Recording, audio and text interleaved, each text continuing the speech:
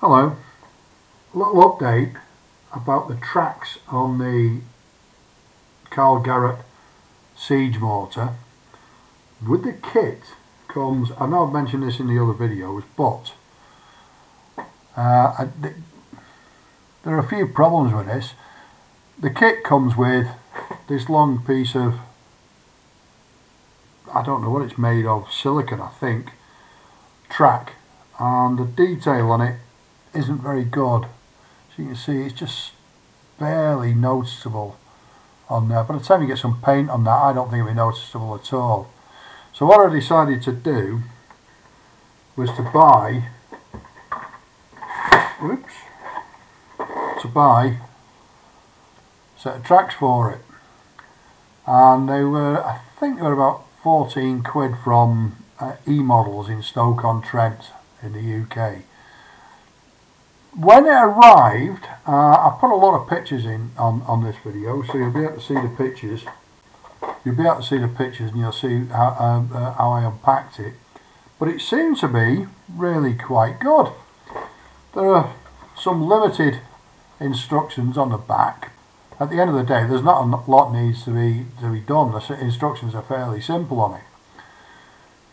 So I bought these, cut them all off the sprues, and what I ended up with is 288 little tracks like this to join together. And as you can see immediately there that there's a lot more detail in them. As you can see, I've got a few of them already done. The first ones I did are these ones. You can see there's much more detail in that, even on the camera. And when that's painted and rusted up, it'll look quite good. However, the first one I put together, I'm doing them in trenches of 30 so that they're manageable, and I used some here extra thin glue. I should have thought more carefully before I did it, because what happened, fortunately I only did 2, and what happened is the glue ran right through into the links themselves, and they won't bend. Some do, some don't. And I'll tell you why I use glue. It doesn't say to use glue on the instructions, but it comes with almost 600 little pins. And the idea is there, and you can see that it's the little tiny bit on the end there that is the pin that holds the link together, and that's not much at all. It's very, very tiny. So you get about almost 600 of those and 288 of these, and obviously it's 2 of the pins for each track. And the idea is you get a little jig to hold them onto, so put the plates onto, the links onto the jig as so, and then put the pin into, I don't know if you can see the little hole, yeah, of course you can, the little holes on the side there. Now I'm not going to put it in yet, I will do in a minute, and the pin fits in there, and then you snap it off. Okay, can you see it? Yeah, you can see it like that. So the pin goes into the hole and joins the 2 links together, and each link has 2 holes in it. You may be able to see that. Everything's very small on these, it really is. You can see it there now. And there are 2 holes. One at the front, one at the back. The one at the front is slightly smaller than the one at the back. And the idea is that the pin is also tapered, so that at the back of the pin, you're not going to see it. It's so small. You might be able to see it better on some of the photographs I've put up, but the back of the pin comes to almost a point, and the back of it is like an arrowhead. It's quite a bit wider, and the idea is that you push the pin into the hole, it goes through the link and into the link next to it, and then you snap it off, it stays in there, and that's your track. Keep going along until you've got all the links together. I believe it's 135 per side on the gun. The problem is, however, if you do that and then you tip it upside down, half the links fall out, half the pins fall out, and they are so small. Again, there's photographs of them. They are so small that they're near impossible to find. So what I thought I'd do is put the pins in and dab a tiny little bit of glue onto the ends of them. As I say, I did it with the Tamiya Extra Thin. I did it with that because I thought it's got a tiny little brush on the end of it, a little pinpoint brush, and it'll be perfect. The reality is the glue ran right the way through the pin and into the link in front of it, the next link along, and effectively glued them together. So it's not a great idea, it's not a great way of doing it, that. And as you can see, some of them are bending, and some of them bend and some of them don't. So what I've done now is I'm using, where have you gone? There you are. No, that's the wrong way around. Revel Contactor Professional, which is what I use if I need a bit of stronger glue on any of the kits, and it's a lot thicker so that it doesn't run through. And here's one I made not long ago, and you can see it really does what it says it's supposed to do. I wouldn't try to use these if you're going to turn your kit into a remote controlled kit. These tracks would not stand the strain. It's as simple as that. You can, I believe, buy a metal set. You can, I believe, buy a metal set, which are a die cast white metal, and I would imagine that they're a lot stronger, but they will be a lot more expensive. These are simple enough. They really are simple enough. It's simply a case of take your jig with your 3 links in. Now the way I've been doing it, and it's taken me quite a few links to put on to get this right. The way I've been doing it is to put 2 at the most. When you start, you need 3 on. Put the pin in, press it firmly, then twist it, and the pin stays in there. It's gone off the end. I know it's very hard to focus on something so tiny. Same again, put the pin in and twist it, and then throw the pin away, the main bit of the pin away. So you've got 2 in there now. And what I've been doing is with a cocktail stick, put a bit more glue in there, I think, and a couple of drops of this contactor glue. Then with the end of a cocktail stick, dip it in the glue and the tiniest little bit on the end. Yeah, tiniest little bit on the end of those. Leave it for a second and then dab it off again with a cotton bud, Q-tip some people call them. And for the other side, exactly the same. Put the pin in, twist it off, throw the bit away. If you don't throw the bits away in another tub, you're certainly going to mix them up with the new ones, because they look exactly the same. So let's put the pin in and twist it off. And most of them actually stay in a hole, so that you can just dab a glue on the ends of them, and that fixes them into place. And as I say, dab it off. Some of them, however, with the slightest little bit of vibration, you put 1 in, then you put the second one in and twist it off, and the vibration from twisting the second one off pings the first one out, and that's gone forever. Fortunately, you've got a few too many, but the fewer you can ping off, the fewer you can lose, the better.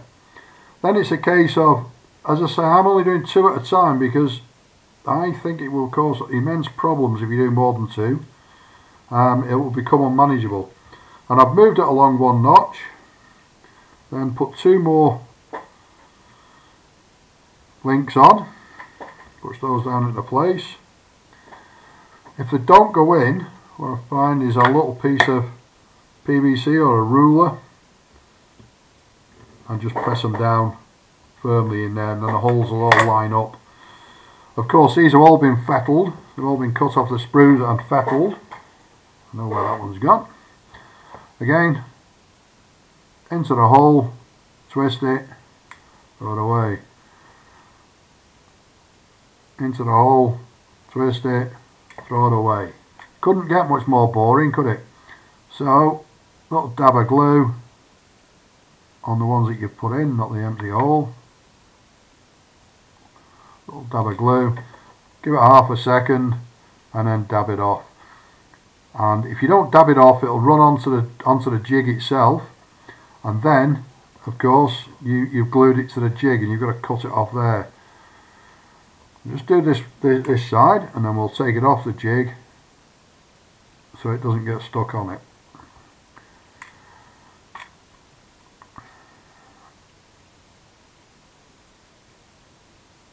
Would be a lot quicker to put the rubber ones on, but I don't think it would look half as good. And then take it off, move it along 2, and put it back on the jig, and then it's like washing your hair, wash, rinse, repeat, and then do that many times.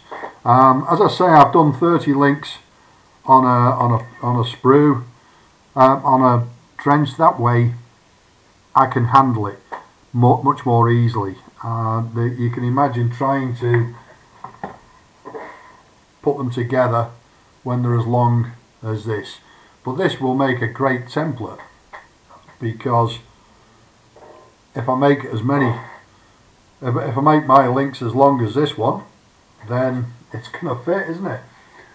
So that's what I'm up to, that's what I've done. And as I say, just basically a quick video to give you an idea, because if you buy these things, I went through a lot of hair pulling trying to put it together when I first started, because A, I was losing links, and B, they were sticking together like concrete. What I am going to do, I'll tell you about what I'm going to do now, is because there's such a long run at the top and the bottom of this, I'll just move these out of the way. Because there's such a long run at the top and the bottom, what I'm going to do is I'm going to bend it around, and then I'm going to glue the links together on the bottom ones and the top ones. So the center ones will be glued together, so I'll get a nice reasonably straight line. I might not do it with the top ones actually, I might just do it with the bottom ones. Glue the bottom ones together so that it's a nice straight line on the bottom. But no doubt you'll see that if you watch the videos as I go along. Thanks for watching, thanks for your time. If you've got any comments or any questions, please don't hesitate to leave them in the comments area, and I'll be sure to answer. And it would be great if there's been any help or you've enjoyed it, then please like and subscribe. I'd be very grateful. Thanks very much. Ta-ra.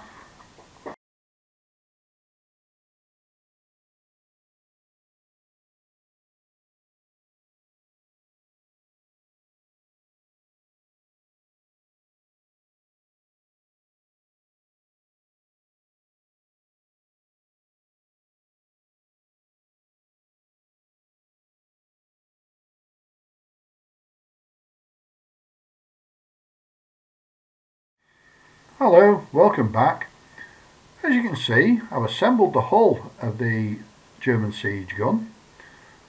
Fairly easy, it's a fairly short video this time, only a few minutes, and basically just to show you what's gone on. It's all been assembled. You can see got all the wheels on, I've got the tracks on, and it's all been weathered to a degree. There are a couple of little iffy bits, and one of them is, put that there, when you assemble this, you have two options for the tracks. You can either have the tracks in a travelling mode, whereby there's hydraulic rams inside these arms here, which operate the suspension of the hull, and in a travelling mode they're raised up and the track runs nice and high basically, so it doesn't hit the railway lines when it's being transported. And then in what they call the firing mode is the hydraulic rams push the road wheels further down so that it can drive along the road. Well, it wouldn't go on the road, it would go on the ground, move it into position basically. I've chosen this mode, as they call it, a travelling mode, and what that means is that the track has two sags, one at each end here, and little sags all along the top. However, when I did that, as you know, as you may know from the last video about the tracks, I chose not to use the tracks that came with the kit, which is basically a silicone rubber wraparound track, and I didn't like it at all. So I bought a new kit of tracks. There'll be a video of that soon, and the only problem is it's a movable track, so when you lift it up like this, there's a sag in the bottom of the track, and that wouldn't do at all. Of course, that would scrape on all sorts of things and probably pull the track off.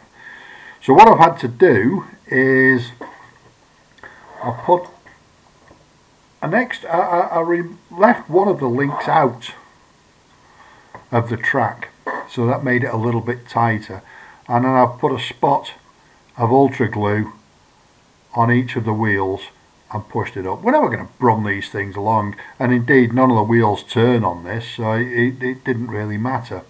So a little bit of glue on the bottom of each road wheel has held that up nicely, and it looks nice and straight all the way along the bottom. Because I took the extra link out of the track itself when I assembled it, I've only got one sag at each end. I don't know if you can see, yeah, you can see that a bit better. For the weathering, I've used three colours. I've used a German red brown, a burnt umber, and a forest brown, which is basically a NATO brown apparently, and built those up in different layers. I've also used some soft pastels to give a little bit of texture on the wheels and like. It doesn't really show up that well on here, in fact it doesn't show up at all, but it is there. I've painted the wheels steel the wheels. I painted the exposed surfaces of the track, which would run on the ground, a metal colour, steel, and then rusted it because it would start to rust very, very quickly.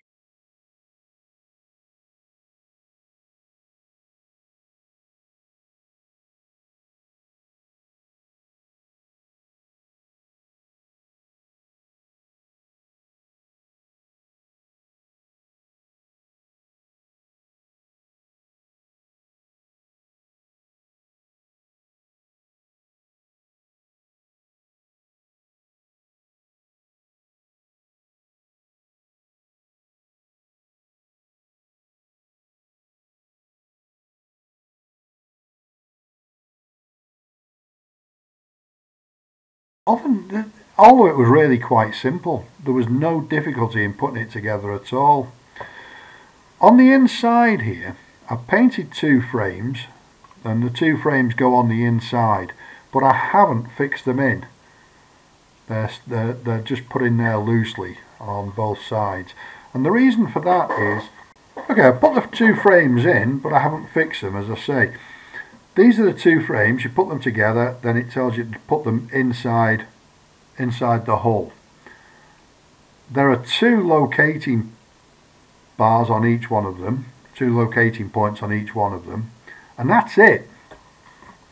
Now clearly, when you put the hull, the upper hull on, it must sit on these. There's got to be a reason for them, so it must sit on top of them.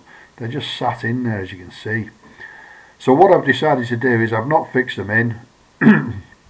I'll not fix them in, and when I do the upper hull, and I work out where it's exactly where it's supposed to be positioned, then I'll fix them in and we'll take it from there.